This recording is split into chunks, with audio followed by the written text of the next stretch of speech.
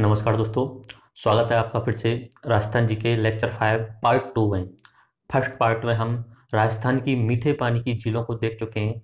Part second में हम राजस्थान की खारे पानी की झीलों को देखेंगे और जब पार्ट 3 आएगा तो उसमें राजस्थान में नदियों पर बनाए गए बांधों को देखेंगे।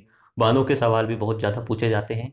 खारे पानी की झीलें कुल मिला के कुछ ज़्यादा ही 4-5 इंपॉर्टेंट हैं, बाकी कुछ एक के नाम आपको याद रखने हैं।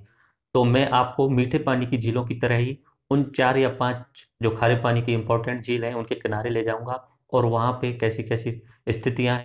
सबसे पहले हम व्हाइट बोर्ड पे उन झीलों के नाम जान लेते हैं और कौन कौन से ज़िले में स्थित हैं यह जान लेते हैं।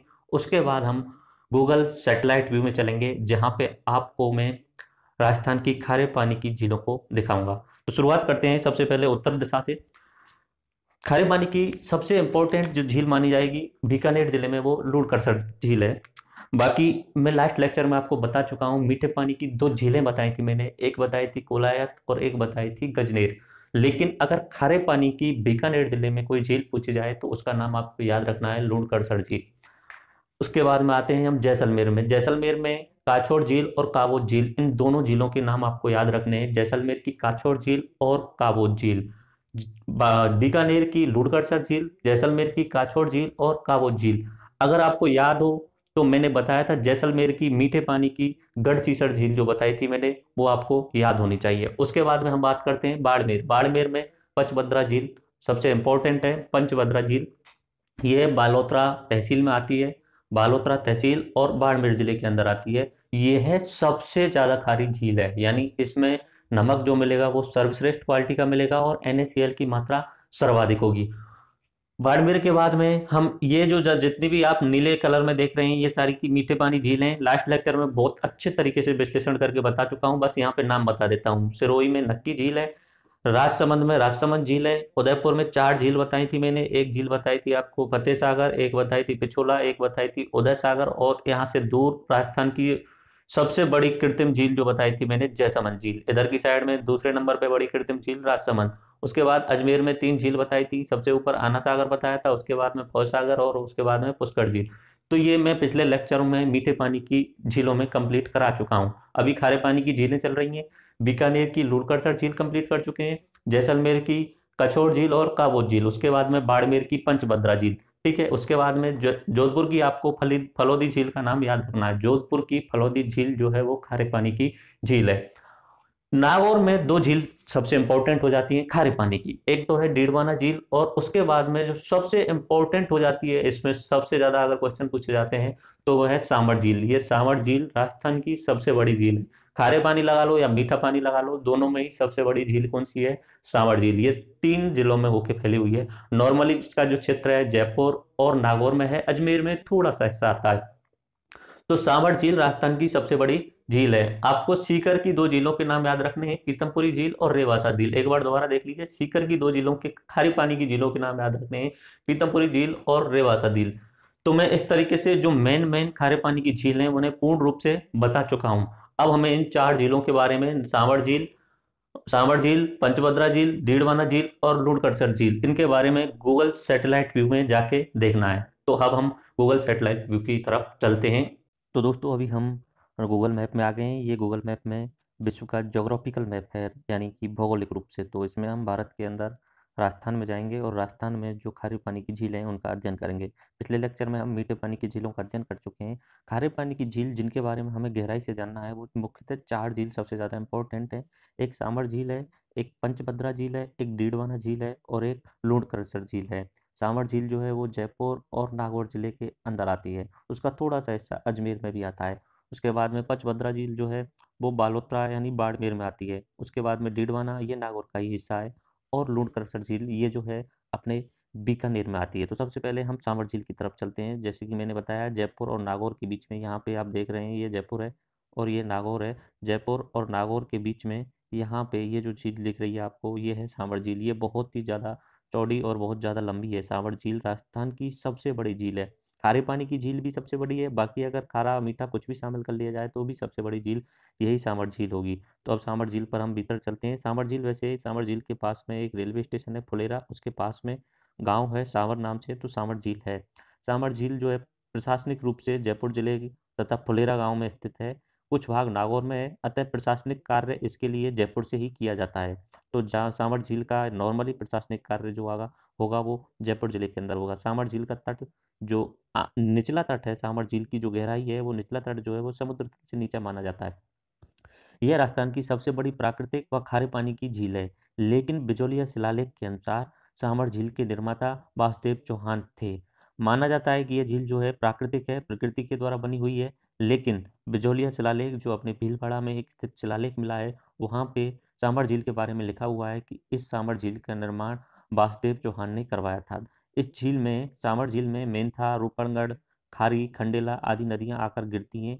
यह सामर झील देश का सर्वाधिक नमक यानी 8.60% इस झील से प्राप्त होता है। देश में सर्वाधिक नमक अगर किसी एक झील से प्राप्त होता है तो वो सामर झील से प्राप्त होता है, क्योंकि ये खारे पानी की झील है तो यहाँ से नमक मिलेगा। इसलिए यहाँ पे म्यूजियम साल्ट की स्थापना की गई है, जिससे पर्यटन के क्षेत्र में यहाँ पे रामसर साइट जो बनाई गई है। रामसर साइट का मतलब होता है कि नम भूमि जो क्षेत्र होता है उसे संरक्षित करने के लिए ईरान में एक रामसर नाम की जगह है, वहाँ पे इकट्ठे होकर के वेटलैंड यानी दलदली भूमि को संरक्षित करने के लिए विश्व में जितनी भी दलदली भूमि है वहाँ पे रामसर साइट घोषित की गई हैं। तो इसे रामसर साइट घोषित किया गया है। यहाँ पर केंद्र सरकार के कारखाने हिंदुस्तान सावर साल्ट लिमिटेड की स्थापना 1864 में की गई। सामर झील को अंग्रेजों ने 1817 में लीज पर लिया था। लीज पर किनसे? जयपुर की रियासत और जोधपुर की रियासत। इस पर जयपुर की रियासत और जोधपुर रियासत का साझा अधिकार था, तो 1817 में अंग्रेजों ने इसे लीज पर ले लिया। लेकिन नमक समझौता 1869 में किया और ये पूर्ण रूप से अंग्रेजों के हाथ में मानी गई उसके बाद में। तो यहाँ पे अब हम सावर झील पे आ गए हैं, तो सबसे पहले हम सावर शहर देखते हैं, सावर का कस्बा देखते हैं। सावर कस्बे का व्यू देख लीजिए, इस तरीके से सावर झील दिख रही है।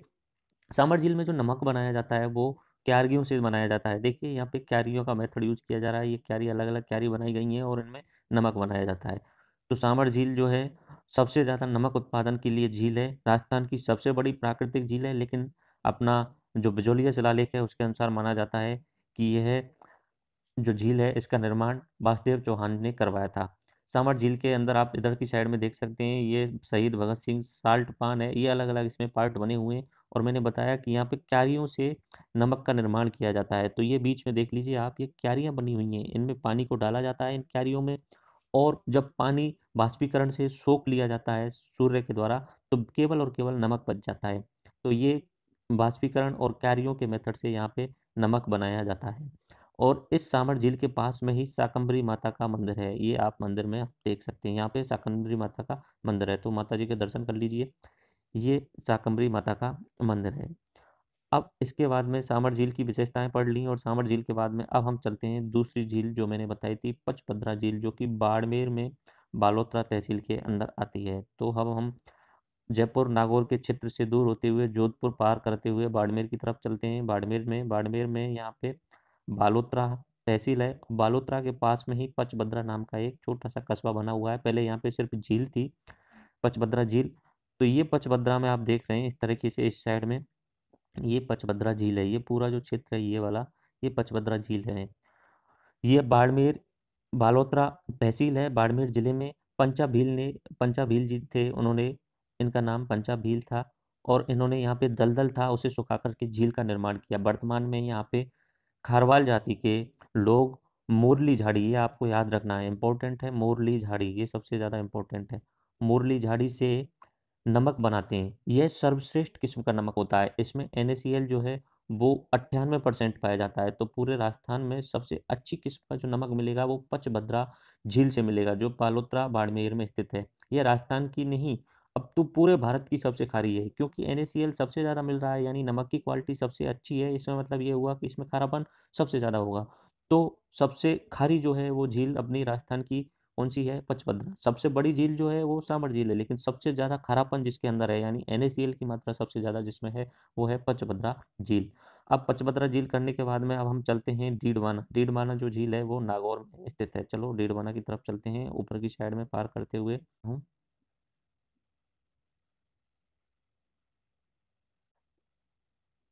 अभी हम डीडवाना झील पे आ गए हैं। डीडवाना नागौर जिले में पड़ती है। डीडवाना आप देख सकते हैं, यहाँ सामर झील मैंने बताई थी, उससे थोड़ा सा उत्तर और पश्चिम दिशा में चलने पर डीडवाना झील मिलेगी। तो ये आप देख रहे हैं, ये पूरा हिस्सा डीडवाना झील का हिस्सा है, और यहाँ पे भी थोड़ा बहुत हिस्सा डीडवाना झील का माना जाएगा। डीडवाना एक कस्बा है। तो डीडवाना यहाँ पे ज़्यादातर निजी संस्थाएं हैं जिन्हें देवल कहते हैं। ये नमक उत्पादन के लिए इम्पोर्टेंट हैं। यहाँ के नमक में सर्वाधिक फ्लोराइड पाया जाता है। फ्लोराइड ये आपको याद रखना है। पूरे सबसे ज़्यादा जो फ्लोराइड पाया जाएगा कौन सी झील में पाया जाएगा? डीडवाना झील में पाया जाएगा। ये आपको याद रखना है। पहली वाली जो पिछली वाली पचभद्रा झील बताई थी उसमें सबसे ज़्यादा मैंने बताया था NaCl पाया जाता है। इस वाली में सबसे ज़्यादा क्या पाया जाएगा? फ्लोराइड पाया जाएगा। यहाँ के नमक में सर्वाधिक फ्लोराइड पाया जाता है। यह नमक खाने के योग्य नहीं है, क्योंकि ये जो फ्लोराइड होता है, फ्लोराइड जो है वो नुकसान करता है खाने के लिए। तो फ्लोराइड अधिक होने के कारण ये डीडवाना झील का जो नमक है वो खाने योग्य नहीं है। यहाँ पर राजस्थान राज्य सरकार ने 2 कारखाने बनाए हुए हैं। Rajasthan state chemical state chemical works हैं। और यहाँ का नमक चमड़ा उद्योग तथा कागज उद्योग में उपयोगी है। यहाँ का नमक चमड़ा उद्योग तथा कागज उद्योग में उपयोगी है। इसके बाद में अब हम चलते हैं, जो मैंने बताया था चौथी जो झील है इंपॉर्टेंट, लुड़करसर झील, जो बीकानेर जिले में स्थित है। बीकानेर से उत्तर की साइड में चलने पर आपको मिलेगी लुड़करसर झील।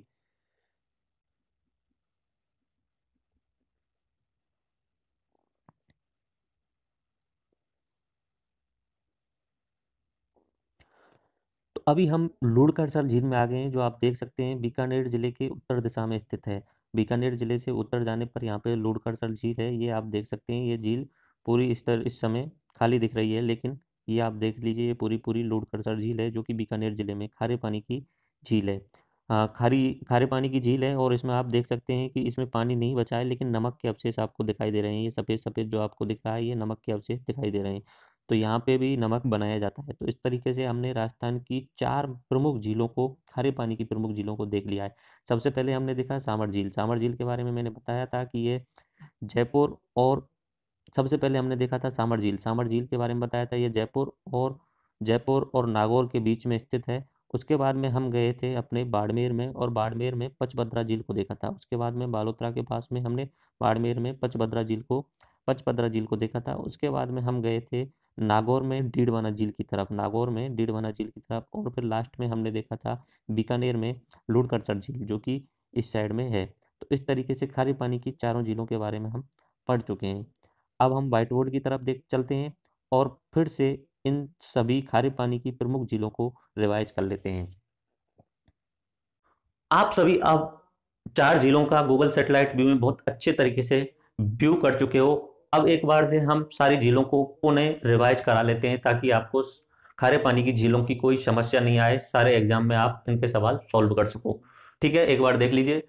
सबसे बड़ी जो झील है सामर झील है, जयपुर, नागौर और अजमेर 3 जिलों में है। सबसे बड़ी झील है सामर झील। ठीक है। उसके बाद में सबसे जो ज्यादा खारी है वो है, जिसमें सबसे ज्यादा NaCl मिलेगा, वो है अपनी बाड़मेर की पंचभद्रा झील, जो बालोतरा तहसील में आती है। अच्छा, बालोतरा शब्द का नाम याद आए तो एक चीज याद रखिए, बालोतरा राजस्थान में सबसे निचला स्थल है। ये याद रखना कि बालोतरा की जो निचाई है वो समुद्र तल से नीचे नहीं है। बालोतरा का रेलवे स्टेशन पे लिखा हुआ है, समुद्र तल से 112 मीटर ऊंचाई है।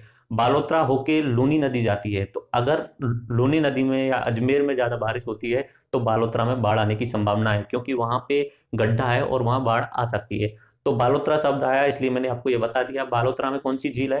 पंचभद्रा झील। ये सबसे ज्यादा खारी है। इसका जो नमक होगा वो बेस्ट होगा, क्योंकि NaCl की मात्रा सबसे ज्यादा इसमें है। उसके बाद में हम बात कर लेते हैं सांभर झील की। स्पेशली देश का 8.5% यानी 8.7% नमक जो है वो सांभर झील से निकलता है। ये सर्वाधिक एक झील से निकलने वाला नमक है। इसे रामसर स्थल घोषित किया गया है। रामसर एक ईरान में एक जगह है जहां पे एक सम्मेलन हुआ था। उस सम्मेलन में विश्व में जिस जिस जगह पे भी दलदली जगह हैं, दलदली झील हैं, उनको संरक्षित करने के लिए रामसर स्थल बनाए घोषित किए गए थे। तो सामर को रामसर स्थल घोषित किया गया है। तो ये आपको याद रखना है, राजस्थान में सामर झील को रामसर साइट घोषित किया गया है। उसके बाद में यहाँ पे हिंदुस्तान सामर साल्ट लिमिटेड है, और नमक जो बनाया जाता है वो क्यारियों से बनाया जाता है। पंचभद्रा झील के बारे में, यह बालोतरा बाड़मेर में है, सर्वश्रेष्ठ नमक है, और 98% NaCl निकलता है। पंचभद्रा झील की एक स्पेशल बात जो मैं बता चुका हूँ, खारवाल जाति के लोग हैं जो मोरली नमक झाड़ी से यहाँ पे नमक बनाते हैं। डीडवाना नागौर जिले में है, और इसमें सर्वाधिक फ्लोराइड है। ये इंपॉर्टेंट है, सर्वाधिक फ्लोराइड है, तो अगर इस नमक को खाएंगे तो ये नमक नुकसान करेगा। तो इसलिए डीडवाना झील का जो नमक है वो खाने योग्य नहीं है। लुड़करसर झील बीकानेर में है। इसके बाद में 2 इंपॉर्टेंट शब्द आ जाते हैं, खारे पानी की झीलों से संबंधित रन या टॉर्ड। अपने रेगिस्तान में बहुत सारे छोटे छोटे गड्ढे ऐसे निकल आते हैं जहां पे खारा पानी है, तो उन्हें छोटे छोटे गड्ढों को रन या टॉर्ड बोला जाता है। तो रेगिस्तान में खारे पानी के छोटे जो गड्ढे हैं उन्हें क्या बोला जाएगा, रन और टॉर्ड। अगर ये गड्ढे जो हैं उनकी जो लंबाई और चौड़ाई ज्यादा हो जाती है और बड़े हो जाते हैं और उनमें पानी जो खारा है, तो इन गड्ढों को प्याला नाम से जाना जाएगा। नॉर्मली ये जैसलमेर जिले में ही मिलते हैं। तो ऐसे रेगिस्तान में खारे पानी के ऐसे गड्ढे जो बड़े हैं और उनमें पानी है, तो उन्हें बोला जाएगा प्याला। तो इस तरीके से हम खारे पानी की झीलों का पूर्ण विश्लेषण कर चुके हैं। मेरे हिसाब से आपको किसी भी सवाल को सॉल्व करने में कोई प्रॉब्लम नहीं आएगी, लेकिन जब हम पार्ट 4 में देखेंगे कि कौन कौन से सवाल प्रीवियस ईयर्स में पूछे गए हैं, तब आप इस बात को आसानी से समझ जाएंगे, क्योंकि ज्यादातर सवालों के जवाब आप बहुत आसानी से दे देंगे। सो धन्यवाद लेक्चर देखने के लिए। अगले पार्ट में हम राजस्थान के बांधों के बारे में अध्ययन करेंगे। Thank you very much.